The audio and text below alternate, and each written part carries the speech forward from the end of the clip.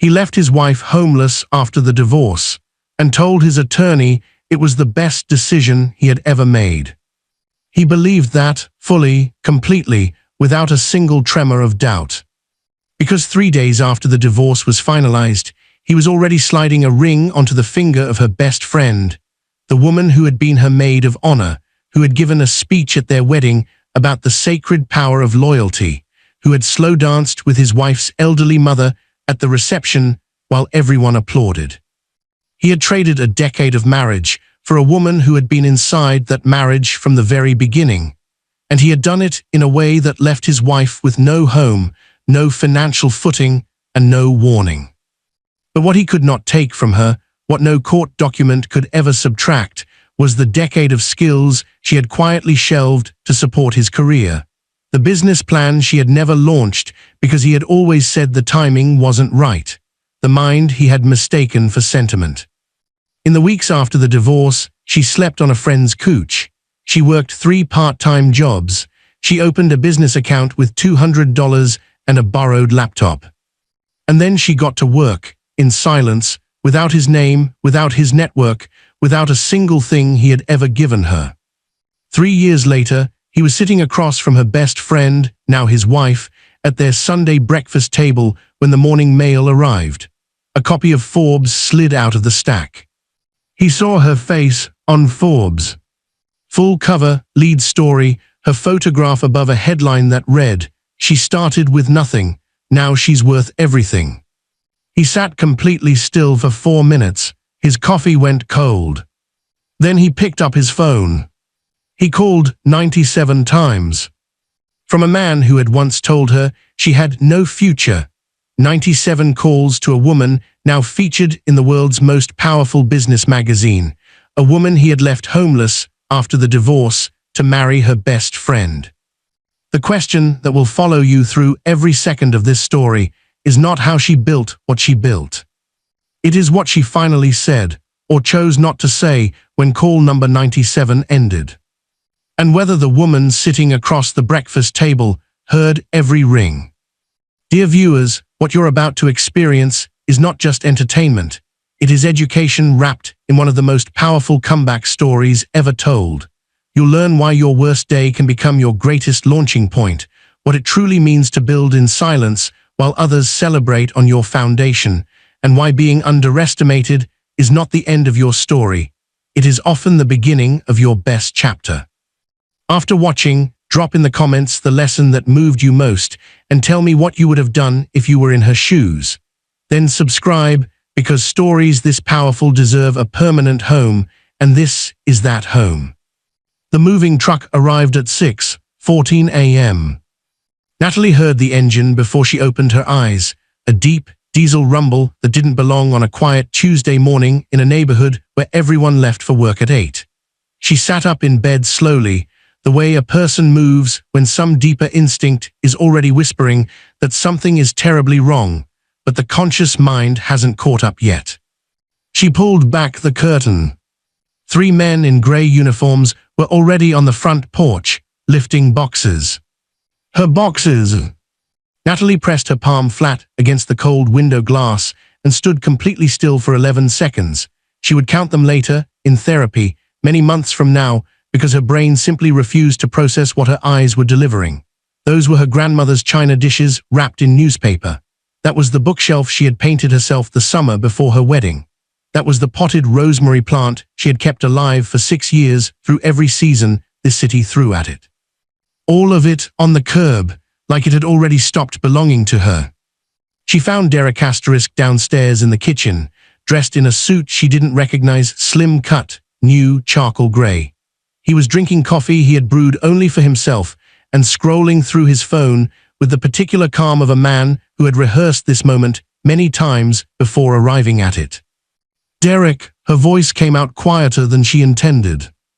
He looked up, and the thing that would stay with Natalie longest, longer than the truck, longer than the boxes, longer than everything that came after, was the complete absence of guilt in his eyes, not cruelty, not anger, just a clean, uncomplicated absence, like she was already someone he used to know. "The papers are on the counter," he said, Attorney's number is on top if you have questions. She didn't move. You said we were going to talk, you said. That was 3 weeks ago, Natalie. He set down his coffee. I've been consistent since then. She searched her memory frantically, and this is the detail that would haunt her for months, because in retrospect, yes, the signs had been there. She had simply refused to read them. The weekend trips that ran a day longer than planned. The password change on his phone that he explained as a security update. The Sunday afternoon she had come home early and found him standing in the kitchen with a look on his face she could only describe, now as caught, before he smiled at her and asked what she wanted for dinner. She had made herself believe it was stress from his job. She had made herself believe the quiet coldness between them was a season, not a conclusion. But the coldness had not been stress, and it had not been a season. She would find out 4 days later, from a mutual acquaintance, not from Derek, never from Derek, that Brooke Simmons had already been fitted for a dress. Brooke, the name alone made the room tilt when Natalie first heard it confirmed out loud. Brooke, who had been the maid of honor at their wedding 9 years ago. Brooke, who had shown up at the hospital the night Natalie had collapsed from exhaustion 2 winters back, who had sat in the waiting room for 4 hours holding Natalie's phone and fielding calls from family members. Brooke, who had a key to this house, a key Natalie had placed in her hand herself, smiling, saying, "You're basically family anyway." She had meant it as the highest form of trust. She had not understood then that trust handed to the wrong person doesn't disappear. It simply changes direction. Back in the kitchen that Tuesday morning, Derek picked up his briefcase and walked past her toward the door, close enough that she could smell the cologne she had bought him for his birthday last April. He paused with his hand on the doorframe. "The lease here is in my name," he said without turning around. "You have until Friday." The door closed. Natalie stood alone in the kitchen of the home she had decorated, maintained, and loved for 9 years, and the only sound left was the hollow scrape of boxes being dragged across the porch outside. She had 3 days, no savings of her own. Derek had always managed their joint account, a dynamic she had accepted without question because he had always called it more efficient. No family nearby, no backup plan. But there was something else, something Derek had never known she kept. A notebook, navy blue cover, 3rd drawer of the bedroom dresser. The one he'd told her to throw away 2 years ago. She hadn't. The notebook had 43 pages of handwriting inside it. Natalie sat on the floor of her friend Carla's spare bedroom, the only place she had to go after Friday, with the navy blue cover open across her knees and a lamp pulled close because the overhead light in the room had a bulb Carla kept forgetting to replace. Outside, it was nearly midnight. Inside, it was the quietest Natalie had been since the moving truck. She turned to the first page. Business concept, premium corporate gifting, personalized, relationship-based. Gap in the market. Companies spend billions on client retention, but almost nobody does it with intention or taste. She had written those words 2 years ago, on a Sunday afternoon, at the kitchen table Derek had walked past 17 times without asking what she was working on. When he finally did ask, the 18th time, she remembered he had leaned over her shoulder, read 3 lines and said, "That's a saturated market, Natalie, don't waste your energy." She had folded the notebook closed without arguing. That was the version of herself she was done with. She had 43 pages of a business plan. She had $212 in a personal account Derek hadn't known about, money she had quietly set aside from freelance graphic design work she had done on evenings he thought she was watching television. She had a laptop with a cracked bottom corner that still ran perfectly, and she had Carla's cooch, which Carla had offered without hesitation and without a single question, the way a real friend does. But she also had something she hadn't fully accounted for yet. The 6 years she had spent managing Derek's company's vendor relationships before he'd told her it looked better if she wasn't on the payroll. She had done it without a title, without compensation, without credit.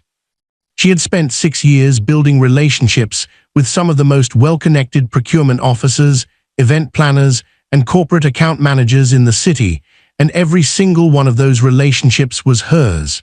Her personality, her follow-through, her name in their contacts, not Derek's. He had taken the house, he had taken the account, he had taken Brooke.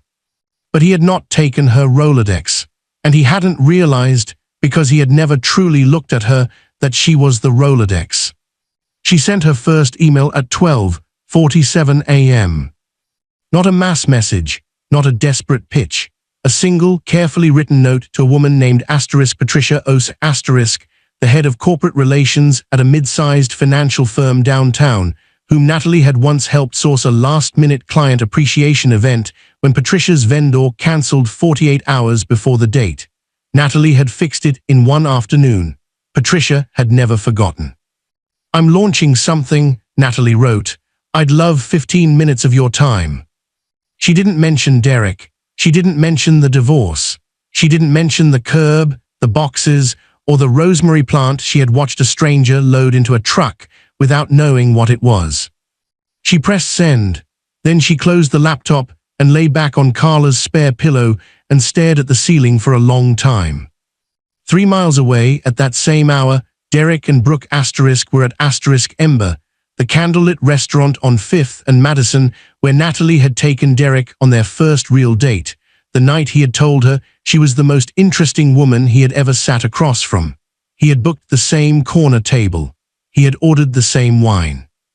Brooke held out her left hand across the white tablecloth and turned the ring so it caught the light. "She would die if she knew we were here," Brooke said, and then laughed, a quick sound she covered with her free hand, the way a person does when they know something isn't funny but can't stop themselves. Derek smiled. "She doesn't matter anymore." But 3 miles away, Natalie's laptop was still warm on the floor beside her. And Patricia Ose, who never slept before 1 a.m., had already opened the email.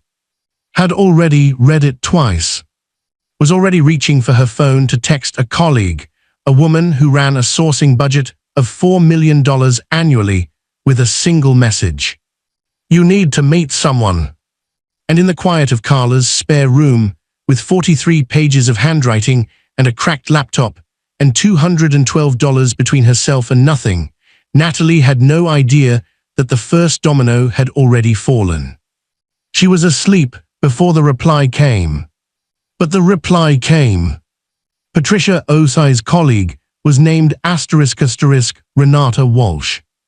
Renata ran a corporate procurement budget that touched 17 companies across 4 industries, and she had a reputation in professional circles for 2 things: an absolute intolerance for wasted time and an almost supernatural ability to recognize talent before the rest of the room caught up. She met Natalie for coffee on a Wednesday morning, 11 days after the email. She ordered a black coffee. Natalie ordered nothing because she had already calculated the week's expenses in her head on the bus ride over, and a $5 coffee was not in that calculation. Renata noticed. She didn't comment, but she noticed, and later, she would say it was that specific detail, more than anything Natalie presented that morning, that told her everything she needed to know about who she was sitting across from. Natalie opened her laptop, cracked corner, fully functional, and walked Renata through 43 pages of a business plan 2 years in the making, delivered in 22 minutes without a single filler word or unnecessary qualification. Renata listened without interrupting. When Natalie finished, Renata was quiet for a moment. Then she said, "How soon can you handle a pilot contract?" Natalie didn't blink. 2 weeks. She had no office. She had no staff. She had Carla's spare bedroom and a cracked laptop and a business license she had filed online at 2 a.m. 3 nights earlier. But she had said 2 weeks, and she meant it, because this is the thing about a woman who has spent 9 years quietly managing everything while receiving credit for nothing. She already knows exactly what she is capable of. She had simply been waiting for a room that would let her show it. The first contract was worth $14,000. Natalie executed it alone, working 17-hour days across 12 consecutive days, sleeping in 4-hour windows, eating whatever Carla left in the refrigerator, and communicating with vendors she had known for years who trusted her name enough to extend her terms she had not yet earned on paper. Renata's feedback arrived in a single sentence. "Every client is asking who you are. Send me your next proposal." The second contract was worth $31,000. By the end of month 6, Natalie had moved out of Carla's spare room and into a small studio apartment 3 neighborhoods over. She hired her first part-time assistant, a sharp 24-year-old named Deja, who had applied for 17 jobs that month and recognized immediately in her first hour of working for Natalie that she had found something rare. She told her roommate that evening, "I just met someone who's going to be famous. I don't know how I know that. But I know." The company was called Groundwork and Grace. Natalie had chosen the name at midnight, alone in Carla's spare room, the week she filed the license. Grace, because she had decided, in the hardest week of her life, that she would not become bitter. That bitterness was too expensive a luxury for a woman who needed every unit of her energy directed forward. Groundwork, because everything real is built underneath, in the dark, before anyone looks. By month 14, Groundwork and Grace had contracts with 9 corporate clients. By month 20, it had been featured in 2 regional business publications. By month 27, Natalie had a team of 11, an office with her name on the door, and a waiting list of prospective clients that ran 6 weeks long. But there was one detail that no business publication captured, one thread running quietly beneath the surface of everything Natalie built. Brooke knew. Not all of it, not the Forbes trajectory that was still months away from becoming public, but enough. Because Brooke had a colleague who worked in the same building as one of Natalie's clients, and professional circles in this city were smaller than anyone liked to admit. Brooke had heard Natalie's name mentioned in passing at a networking dinner 8 months earlier. She had gone home that night and searched quietly, privately, thoroughly. She had found the website, the client list, the press mentions. And she had said nothing to Derek. Not one word. The reason she stayed silent, whether it was guilt or fear or something more complicated and more human than either, was a question Brooke had not yet answered honestly, even to herself.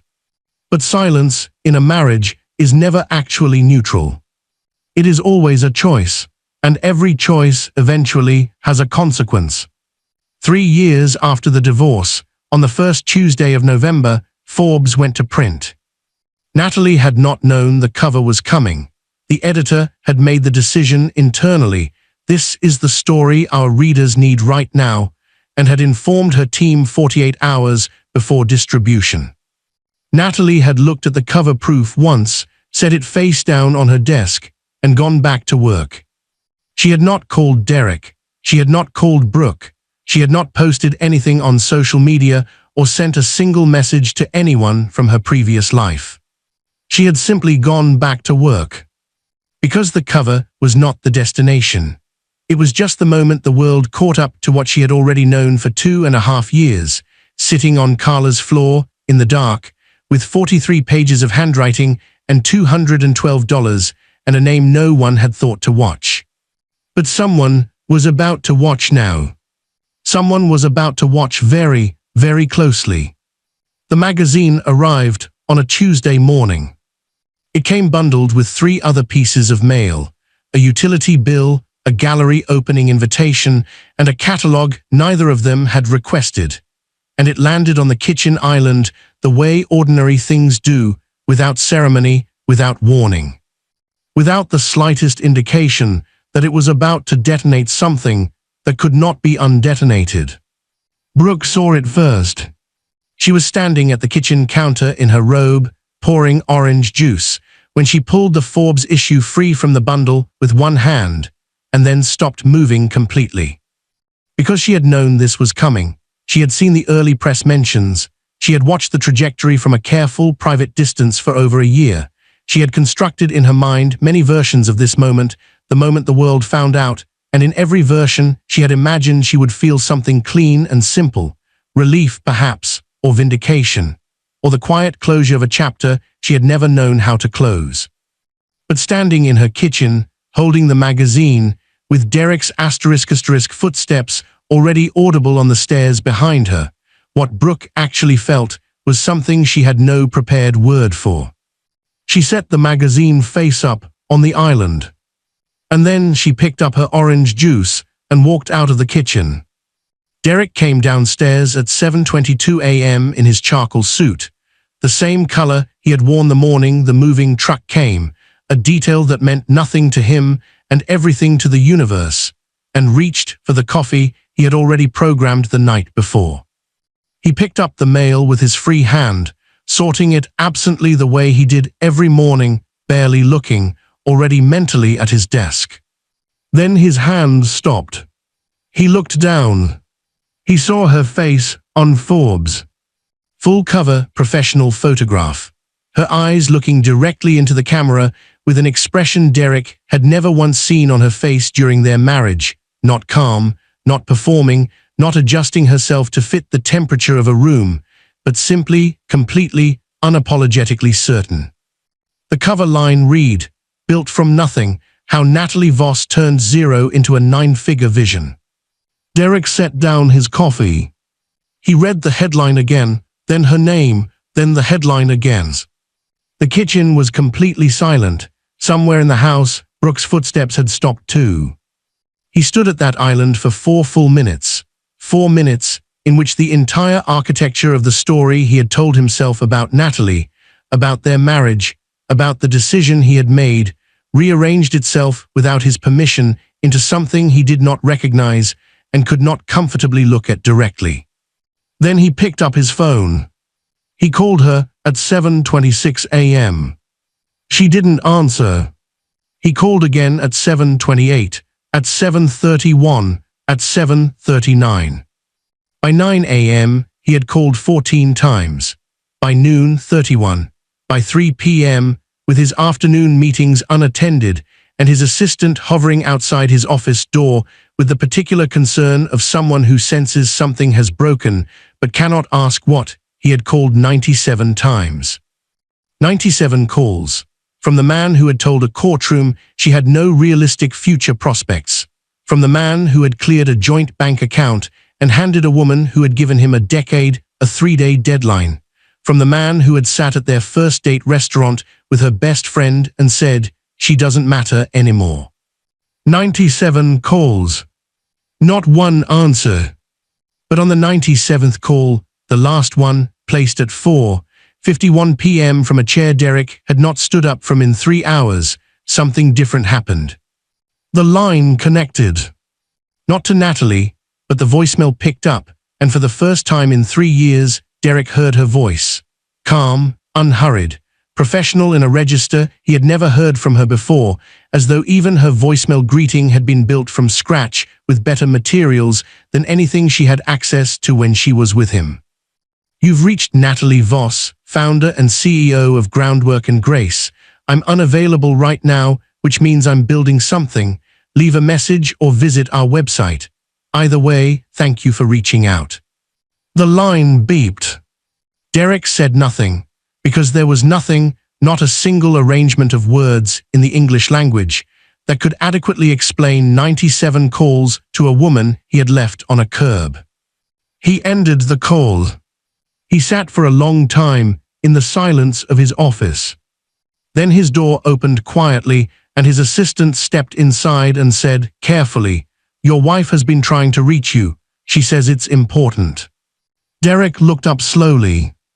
And for the first time since 7:22 that morning, he remembered that Brooke was in his house, that Brooke had been in the kitchen, that Brooke had seen the magazine before he had and had set it face up on the island and walked away without saying a single word. He understood in that moment, with a clarity that arrived too late to be useful, that Brooke's silence had not been indifference. It had been a farewell. 3 miles away, in an office with her name on the door and a team of 11 people who had chosen her specifically and deliberately, Natalie Voss, sat at her desk as the last light of the afternoon came through the window. Her phone had buzzed 97 times. She had watched every call arrive, and she had watched every call pass, not with anger, not with satisfaction, but with the particular peace of a woman who had already answered the only question that had ever truly mattered. Not will he call, but will I answer? She had decided that answer a long time ago, on a floor, in the dark, with 43 pages and $212 and a rosemary plant she would never see again. She picked up her phone now, not to return Derek's calls, but to dial Carla. "Hey," she said when Carla picked up. "I want to take you to dinner, somewhere good, somewhere I choose." Carla laughed. "I saw the magazine." "I know," Natalie paused. "I just wanted to say thank you for the floor space, for the lamp, for not asking questions."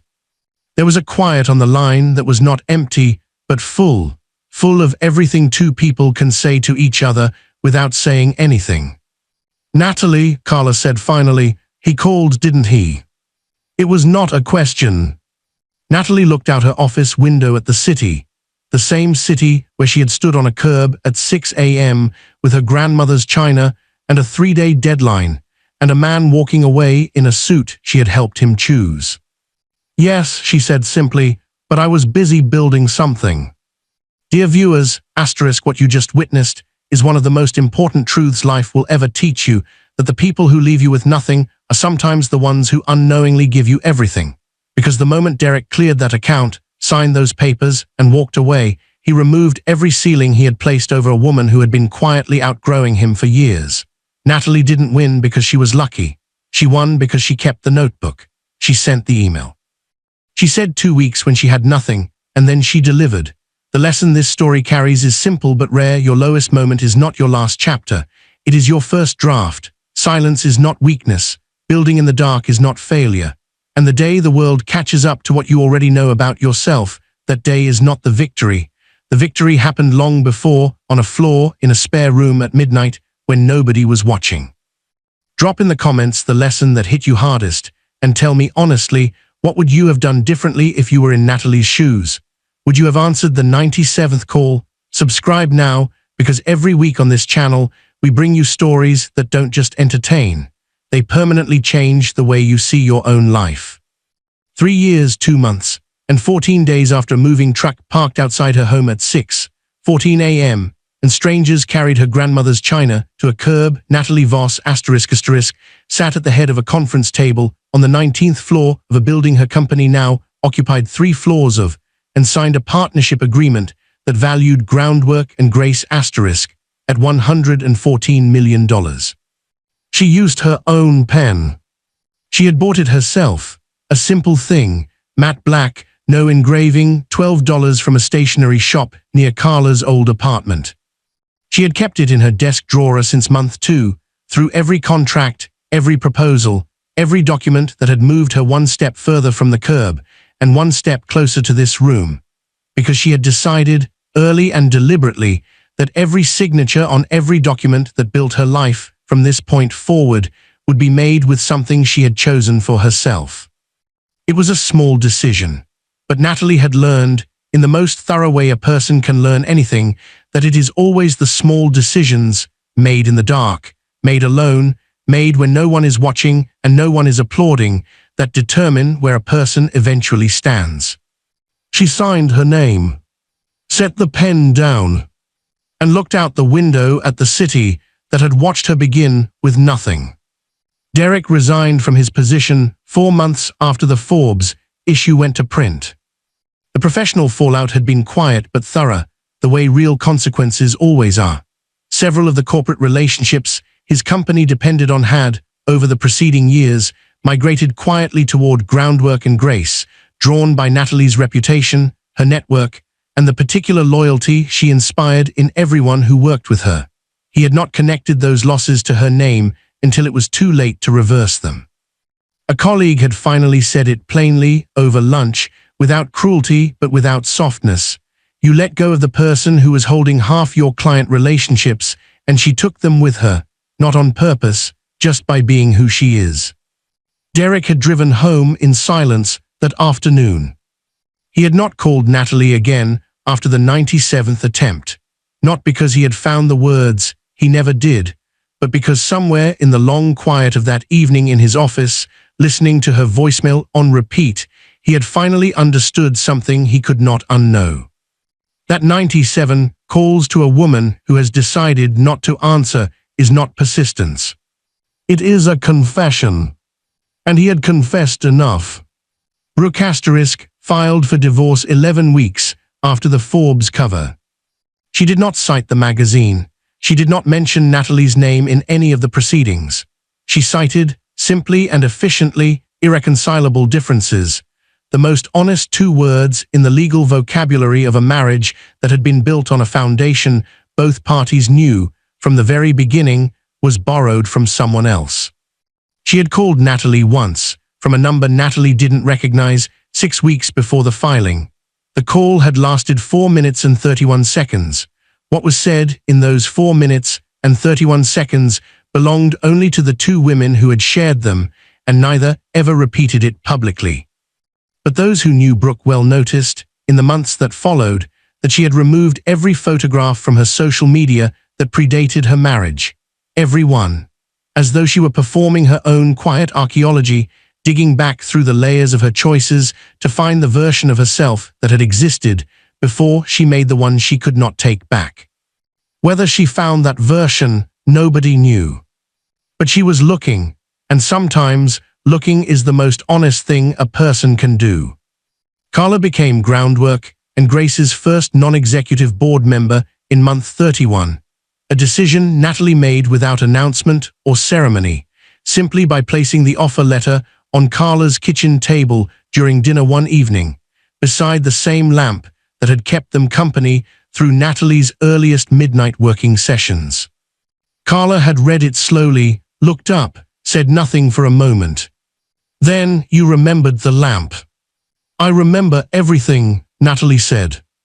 And she did, every discomfort, every calculation on the bus, every $5 coffee she hadn't ordered, every door that had been opened and every one that hadn't, every name in her contact list who had answered, and everyone who had gone quiet when they heard about the divorce.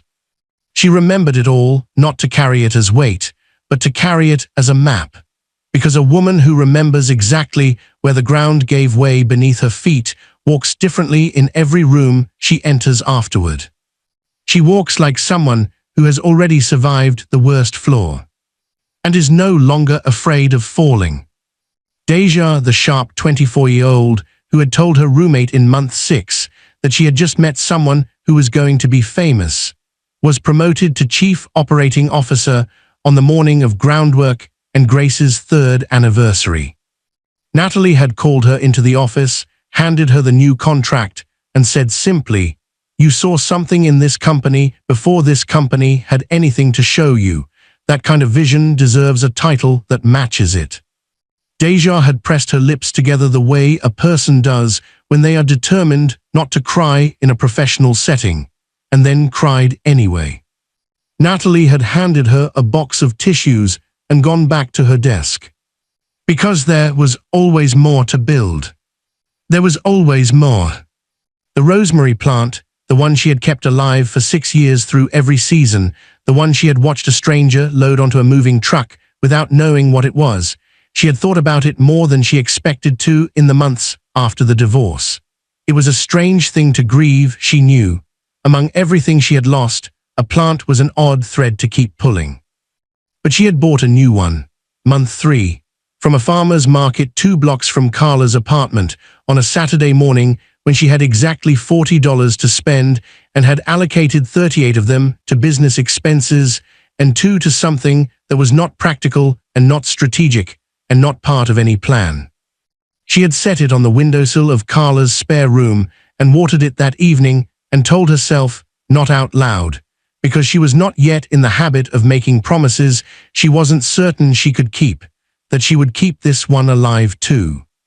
It sat now on the windowsill of her office on the 19th floor. Still alive, larger than it had ever been.